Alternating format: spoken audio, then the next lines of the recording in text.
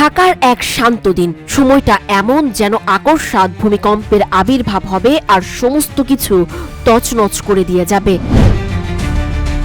অজ্ঞাত এক সংকটের শঙ্কায় থমকে আছে সময়।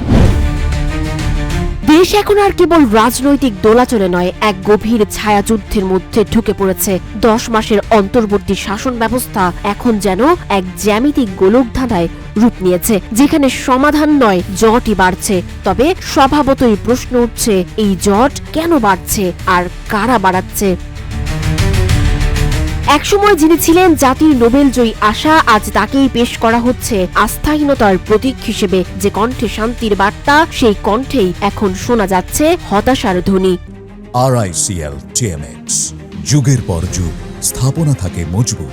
সরকারি সভায় উপদেষ্টা পরিষদের ভেতরে ও বাইরে ছড়িয়ে পড়েছে একটি গুঞ্জন, ডক্টর ইউনূস কি তবে সরে যাচ্ছেন? বাহ্যিক চাপ তো আছেই, কিন্তু ভয়ঙ্কর বিষয় হলো যুদ্ধটা হচ্ছে ভেতর থেকেই। এনবিআর থেকে প্রশাসন, চিকিৎসা থেকে শিক্ষা, প্রতিটি সেক্টর যেন জেগে উঠেছে দাবির আগুনে। একটিকে থামালে আরেকটি জ্বলে ওঠে। কে সামলাবে এই দাবির বনহিশিখা?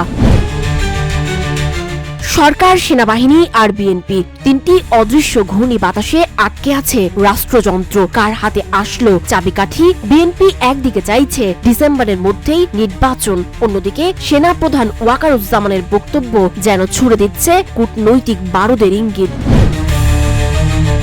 চোখে গুলিবিদ্ধ 4 যুবকের বিষপান হাসপাতালের পরিচালকের কক্ষে। এটি কি নিছকই হতাশা, নাকি একটি ছায়া সংগঠনের সতর্কবার্তা? হাসপাতাল কর্তৃপক্ষ বলছে বিব্রতকর পরিস্থিতি, কিন্তু পেছনের অর্থ আরো গভীর।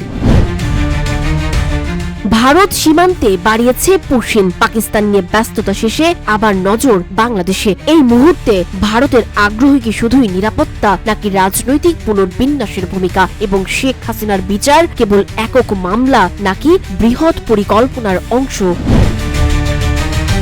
22 মে রাতে কূটনৈতিক মহলে নেমে আসে এক চুপচাপ ঝড়। ডক্টর ইউনূস কি সত্যি পদত্যাগের কথা বলেছেন? উপদেষ্টা বৈঠকে, রাজনৈতিক দলগুলোর সাথে বৈঠকে এবং পরে এনসিপি নেতা নাহিদ ইসলামের ফাঁস করা মন্তব্য, সব মিলিয়ে স্পষ্ট একটি সময়সীমা পেরিয়ে যাচ্ছে।